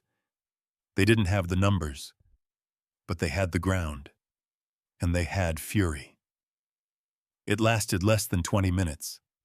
When the last man threw down his rifle and bolted into the trees, Isa stood slowly, heart pounding. Her coat was torn at the shoulder, her cheek streaked with soot, but she was upright, alive. Matteo limped toward her, blood running from a gash along his calf. "Is that it?" "No," she said, voice cold. "Not yet." Caro stepped out from behind the well. He stayed behind. Again. He always does. Isa walked back into the house and found Tomas still sitting, shotgun across his lap, both children huddled near the hearth. "You all right?" he asked. "We are," she said. "But I'm done waiting." She turned to Lucia. "Stay inside. Don't open the door unless it's me or Caro." Lucia nodded solemnly. Isa stepped back outside. "Roque," she called. He looked up. "I want to talk to him." Roque grinned. "Thought you'd never ask." Caro adjusted his rifle. "We know where he's camped, we do," Taneba said. "Ridge south of the bluff. Windbreak high ground. Just enough pride. Then let's finish it." They rode out together, Isa, Caro, Roque, and Taneba, leaving Matteo to guard the house with whatever strength he had left. The snow had slowed to a flurry. The sun pushed through the clouds just enough to cast thin light across the hills. They reached the ridge by dusk. The campfire was small but fresh, a tent pitched under a pine, and Garrett Hale sitting calm on a stump, cleaning his pistol, like it was just another Thursday evening. He didn't look up when they approached. "About time," he said. Isa dismounted, rifle still slung, hands bare. "You sent men to die for land that's not yours. They knew what they were riding for. You watched. Let them bleed. Then walked away." Garrett finally looked up and smiled. "They were workers. I'm the vision. You're a thief. I'm a realist." "No," Isa said, stepping forward, voice rising. "You're a man who's never built anything, never held a thing sacred, never bled for what matters, and now you think you deserve to take what isn't yours. It's mine because I claimed it. Not anymore." Garrett's eyes narrowed. "You planning to kill me, I'm planning to stop you." He stood slowly. "Well," he said, drawing his pistol, "good luck with that." Isa didn't hesitate. She fired first. A bullet doesn't end a legacy, it just tests who's willing to carry it forward.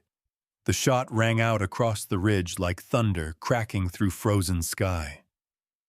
Issa's rifle bucked in her hands, and for a moment everything slowed. Garrett staggered backward, pistol still half raised, his eyes wide with surprise, not because he'd been shot, but because she hadn't waited. He never imagined she would be the one to strike first. His arrogance, like his aim, had finally betrayed him. He fell against the pine tree, blood spreading across his coat like spilled ink. Still breathing, still dangerous. Roque stepped forward, rifle ready, but Issa raised her hand to stop him.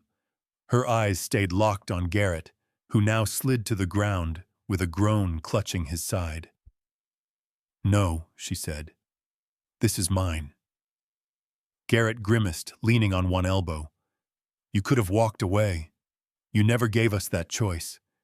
You think this land's safe now?" His voice cracked. "Think you won?" Issa knelt beside him, rifle lowered but not dropped. Her face was calm, but her eyes were fire. "I don't measure winning in blood." "You'll see," he wheezed. "Doesn't matter how much you fight. Folks like me keep coming. Then I'll keep standing." He tried to laugh, but it turned to a cough. "You don't know how this country works. I know exactly how it works. I just don't believe it should." His hand inched toward the pistol still near his boot. Roque cocked his rifle behind her. "Try it." Garrett hesitated, then leaned back, head pressing into the snow. Tahniba stepped closer, silent as always. "He'll die slow." "I don't care how," Issa said. "Only that it ends." She stood. Caro came up beside her, scanning the horizon. "No more riders," he said. "We leave him," Issa said. Roque arched a brow. "You sure let the land decide." They turned and walked back toward their horses, boots crunching softly in the snow. Garrett Hale didn't call after them. Whether it was because he was too weak or too bitter, Issa didn't know. But she didn't look back. They rode hard in quiet shadows long behind them, smoke curling in the cold sky from somewhere far off. By the time they reached the ranch, the sun had dipped low. The house glowed warm from the inside. Issa felt the tension begin to unwind in her spine, though not completely. It would take time for her bones to stop remembering the recoil of the rifle, the way the trigger had felt beneath her glove. Mateo met them at the fence. "Is it done?" Issa dismounted slowly. "It is." "No more riders, no more riders." Lucia burst through the door, running barefoot into the snow, before Issa could stop her. She flung her arms around her mother's waist and held on tight. Issa dropped to one knee, clutching her back just as fiercely. "I heard the shots," Lucia whispered. "I thought." "I know," Issa said, her voice breaking just once. "But I'm here." Nico stood on the porch, his spoon still in hand, but his eyes were filled with something else now, relief and pride tangled into one. Inside, the fire blazed high. Tomas sat by the window watching them return like he'd been counting every second. When Issa stepped inside, he nodded once. "I knew you would." "He's gone," she said. "Then now you begin." She looked at him. "Begin what?" "Building it right," he said. "You held the line. Now you decide what stands on it." Issa crouched by the fire, pulling off her gloves, letting the heat sting her fingers back to life. She looked around the room at the patched walls, the smoke-darkened beams, the worn wood that had absorbed screams, laughter, silence, and prayers. It had never been about ownership. It had always been about belonging. That night, no one spoke of Garrett again. They ate what they had: soup thick with root vegetables and old beans, warm bread baked by Lucia's careful hands. Caro took to the porch, keeping watch, though they all knew no one else would come. Roque tuned the guitar again. This time the strings rang smooth. Issa watched her children sleep beside the hearth, Nico curled against Lucia's side. both breathing in tandem like they had the day they were born. She stepped outside before dawn, the cold biting through her coat. Snow glittered across the field, untouched now. Pure. Tahniba stood by the barn, arms crossed. "You didn't kill him," she said. "I gave the land the last word." Tahniba nodded. "Sometimes that's enough." Sometimes. Isa walked to the edge of the property. The old fence still stood crooked in places, but holding. She rested a hand on the post and looked out at the horizon. So much had been lost. But something deeper had been won. A silence that belonged to her. Not one of surrender. One of peace, too. Tomas passed before the thaw. He went quietly in his sleep, the same way he'd spoken his last stories, with gentleness, with dignity. Isa buried him under the cottonwood tree behind the barn, beside the plot where her mother's stone had long since faded. They carved his name by hand. Mateo built the marker. Roque said the words. Caro watched from a distance, hat held low. After the burial, Isa stood alone. The snow had melted into the soil. The earth was soft, like it was ready for something new. And in that still moment, she knew what she'd do. She would raise this place with both hands, rebuild what had been burned, teach her children how to plant and harvest, how to ride and mend, how to stand without apology. She would not inherit bitterness. She would not pass on fear. She would pass on roots. As she walked back toward the house, she heard Nico's laughter float through the air. Light. Unafraid. And she smiled for the first time in what felt like years. Because some legacies aren't written in land. They're written in how you teach your children to live on it. Some debts ain't paid with coin, they're paid with time, sweat, and the hands that stay after the storm. The thaw came slow. It arrived like someone waking from a long, hard sleep, hesitant, aching, not all at once. The snow melted in patches, leaving behind mud and stone and forgotten things. Boots long buried, a rusted horseshoe, splintered wood from the fence Garrett's men had cracked. Isa worked through it. She didn't wait for the sun to do the job.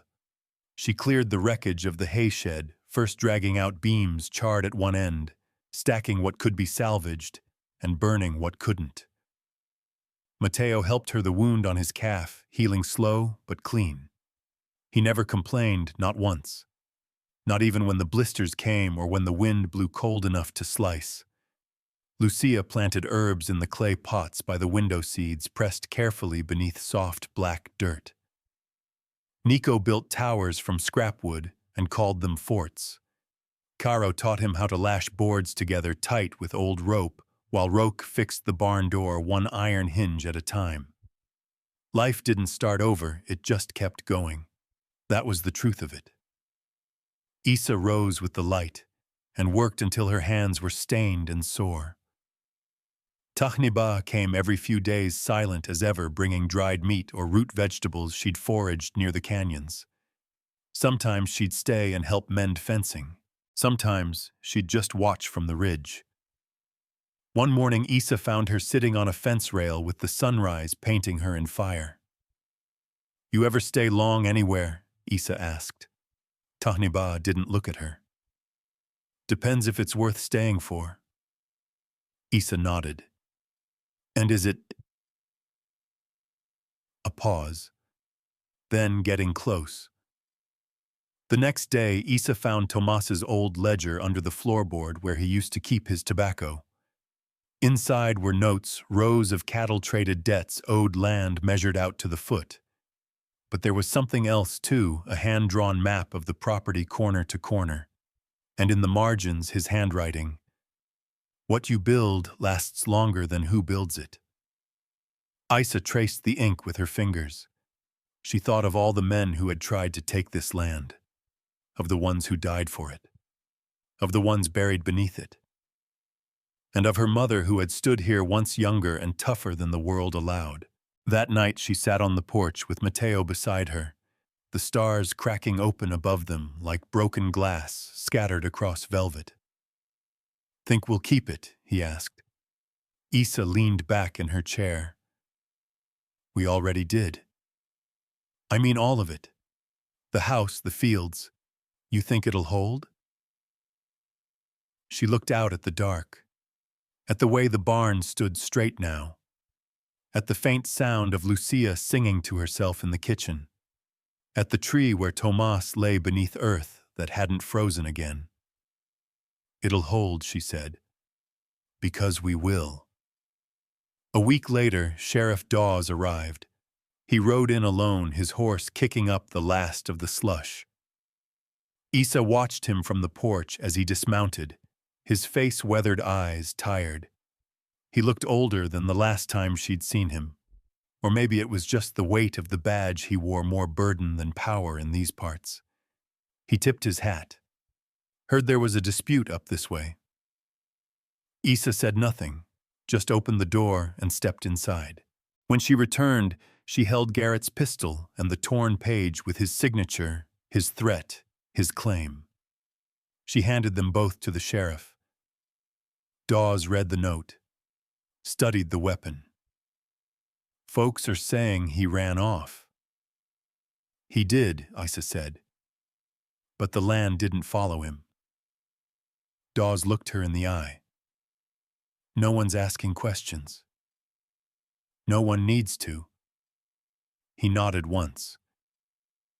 "You need anything, you let me know. We've got what we need." He left without another word.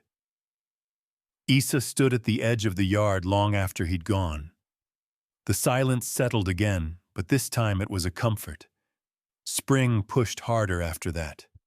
The fields softened. The creek ran clearer. Birds returned to the trees, their calls familiar and sweet. Isa planted rows of beans with Lucia, while Nico ran barefoot through the tall grass, chasing the dog Caro had brought from town, a shaggy mutt with one ear and a bark bigger than his body. The children laughed again, not the tight, uncertain kind of laughter that came with nerves. Real laughter, full-bellied and loose. Matteo started sketching the hills, said he might try his hand at carpentry one day. Roque teased him for drawing trees that looked like clouds, but then helped him build a new shed from scratch. One evening as the sun sank low and Golden Isa took out Tomas's map again, she marked the places they'd rebuilt, the line of fence they'd moved, the spot where the new shed would go. And then she drew something else, a circle wide and bold around the old oak tree. Lucia leaned over her shoulder. "What's that?" Isa smiled. "The spot where we'll build the schoolhouse. For other kids, for any who want to learn." Lucia beamed. "I'll help. I know you will." They painted the porch rails white the next day. Nico got more paint on his shirt than the wood, but he didn't care. Isa didn't either. Every stroke was a promise. This land would be known not for what it had survived, but for what it would become. And for the first time in years, Isa felt something take root in her chest, not fear, not duty. Hope. Real quiet, stubborn hope. She looked out across the hills and saw not scars, but seeds. Not ghosts, but the outlines of something new, something alive, something worth staying for. Freedom isn't the absence of fear. It's choosing to stand even when your knees shake. The wind blew softer now, no longer sharp with winter's bite, but edged with dust and the scent of new grass. Isa stood in the middle of the pasture, boot soles firm in the dirt that had thawed and breathed again. She had rolled up her sleeves, her hands dark with soil, her brow damp from hours under the spring sun. Behind her the ranch had shifted from battlefield to living ground. The barn door no longer sagged. The roof, once splintered and blackened from smoke, had been mended with care. The fences stretched straight across the ridgeline, stitched back with wire and will. And in the north field, rows of young corn had already broken the surface, green shoots reaching up like prayer. Isa could still feel ghosts in the corners. She wouldn't pretend they weren't there. She didn't want to. They kept her honest. Roque hauled the last of the timber to the new shed, whistling a crooked tune while Mateo hammered in a final nail. Lucia sat cross-legged with a cloth notebook on her lap, practicing words Isa had taught her that morning. She said them aloud under her breath like they were spells. Legacy, courage, shelter, justice. Nico and the dog chased each other in wild, crooked loops around the garden beds, the boys' laughter cutting the air like a bell. Tahniba arrived just before noon. She didn't knock, just walked in with a bundle of wild onions in one hand and a pouch of smoked meat in the other. Isa met her on the porch with 2 cups of coffee, hot and bitter. "You keep showing up like you live here," Isa said. Tahniba sat, took a sip, and didn't answer. After a while, she said, "Riders passed through the southern road, looking for someone." Isa didn't flinch. Garrett numbered new ones. Drifters. One had a map in his saddlebag. "Marked your land in red." Isa looked out over the pasture. "Word travels," Tahniba added. "They know he failed," Isa said. "They want to see why." For a moment, neither spoke. The breeze shifted, carrying the scent of warmed cedar and wet earth. Tahniba sipped again. "You gonna run?" Isa shook her head. "I don't run." Then what Isa watched her daughter carry Nico up the porch steps barefoot and sun-worn, a smile on both their faces. "I teach them what it means to stay." Caro returned that evening from town with sacks of flour sugar, a box of nails, and news. "A man asked about you in the feed store," he said, tossing his gloves onto the table. "Said he heard there was a woman up here running a place like a marshal. Said her land belonged to somebody else once." Isa didn't blink. "What did you say I told him if he wanted to know more? He should come ask you himself." "He planning to?" Caro grinned. "He won't." Mateo stirred the stew pot over the fire, the scent of garlic and beans wafting into the room. "They keep coming," he said quietly. "One at a time. Like they think they're smarter than the last." Roque sat near the window, whittling a piece of pine into the shape of a bird. "Let them come. We're not scared." "Not scared," Mateo echoed. "Just tired." Isa leaned against the doorframe. "I'm not tired," she said. "I'm ready." And she meant it. For so long, every breath she took had been braced for a fight. Every sunrise had felt like the start of a standoff. But now the fight felt like something behind her. Something that taught her what kind of woman she truly was, and what kind of woman she would raise Lucia to be. The next morning, Isa walked the perimeter alone. She traced the fence line, checked the wires, the traps, the new gate hinges Roque had welded tight. The sky was clean and wide, the land humming beneath her boots. At the far end of the south field, she found Nico's slingshot, resting on a fence post, carved initials in the wood. NBH. Nico Ben Hadi. She smiled and tucked it into her pocket. By mid-morning, Mateo was hauling water from the well. Roque and Caro were cutting lumber for a chicken coop they'd been promising to build for weeks. The sound of hammers and saws filled the air, steady and real. Lucia came running from the house, arms flapping. "Ma," she shouted. "Someone's coming!" Isa turned. One rider, alone, pale dust trailing behind him, slow and deliberate. Not hostile, not cautious either. Isa stepped forward, rifle in hand, not raised, just ready. The rider stopped just outside the gate. A young man, clean shirt, city boots. He looked nervous but curious. Not dangerous. "You Isa Hadi?" he asked. I am. He reached into his coat slowly and pulled out a folded paper. Name's Hollis. I'm from the records office in Santa Fe. Got a message says this land's claim was officially cleared. Isa took the paper and read the seal. Looks like it's yours now, Hollis said. She looked up at him. It always was. Just figured you'd want it in writing.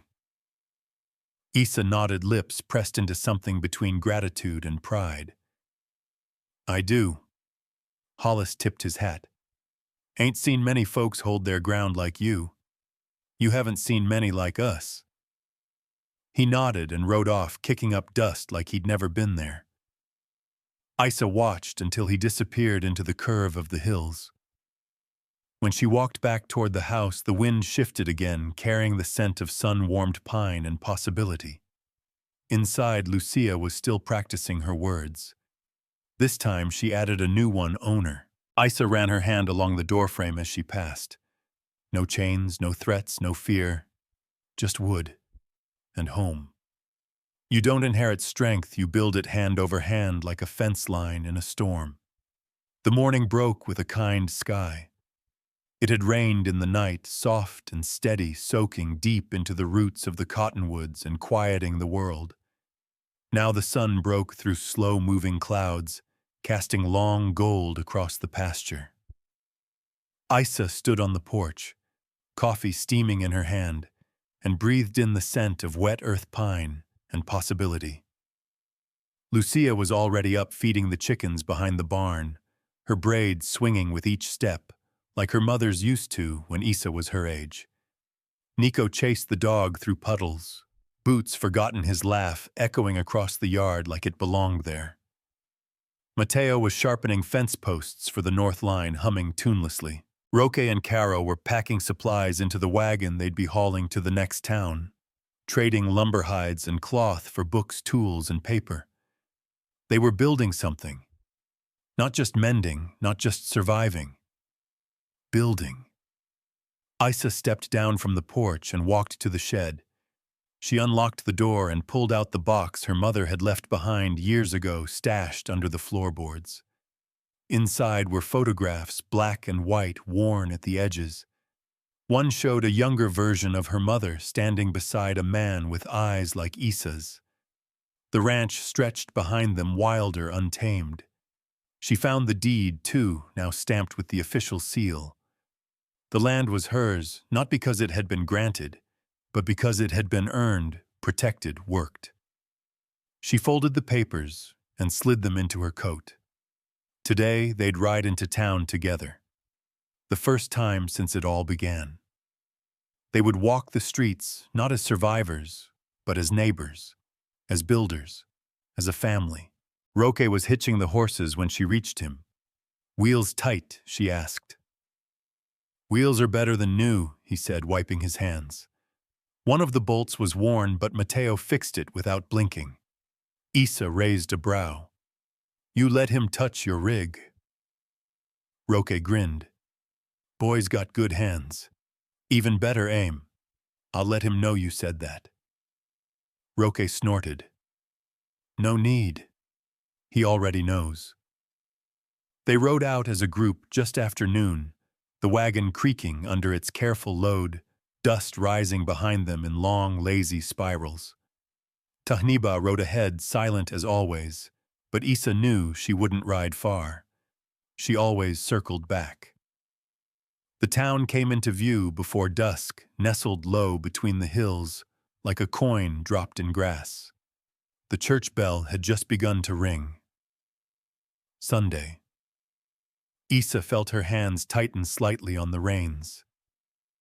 Caro noticed. "Ain't nobody here looking for a fight. Doesn't mean they forgot the last one." "They will," he said, "or they'll learn better." They tied the horses near the store. The children jumped down first, Nico darting ahead to chase a stray chicken someone had lost from their cart. Lucia carried a book under one arm, her head held high. The townsfolk watched. Quiet. Curious. Some with faces she remembered from tense nights and locked doors. but most wore only questions. Isa walked beside Mateo past the feed store, past the church steps, past the saloon, where men still leaned in doorways with half-drawn cigars. She didn't flinch, didn't nod, didn't need to. Inside the store, the air was cool and dry. Shelves lined with sacks of flour, bolts of cloth, and jars of pickled things. The woman behind the counter, Mrs. Gaines, had once refused to sell Isa nails when she came in alone. Now she met her eyes, held them, then nodded. "Afternoon, Isa." Isa nodded back. "Afternoon." The town didn't applaud. It didn't throw open its arms. It did something better. It made room. Lucia brought her book to the schoolhouse and handed it to the teacher, who promised to let her borrow more. Nico traded a carved horse for a bag of candy. Mateo slipped a packet of seeds into Isa's coat pocket when no one was looking, okra and tomato, her mother's favorites. When they returned home that evening, the sky had turned dusky orange. Smoke rose from the chimney in slow, easy ribbons. The porch light flicked on as they climbed the hill. The house looked the same, and completely different. Isa stepped down from the wagon last and walked behind the barn. The cottonwood tree had grown taller this year, branches reaching out like arms. She stood there for a long while, staring at the grave marker Roque had carved by hand. Tomas's name, the date, and nothing else. No epitaph, no need. She rested her hand on the wood. "Made it," she whispered. Then she walked back to the porch where Lucia sat with a lantern and her notebook. "I added a new word," Lucia said, handing it over. Isa opened the book. The letters were careful, tall, and steady. "Belong." Isa smiled. She sat beside her daughter, pulled her close, and looked out at the land. The fences, the barn, the rising corn, the smoke, the sky, and the people who had made it whole again. She didn't say a word. She didn't have to. Some stories end in silence, and some begin there too.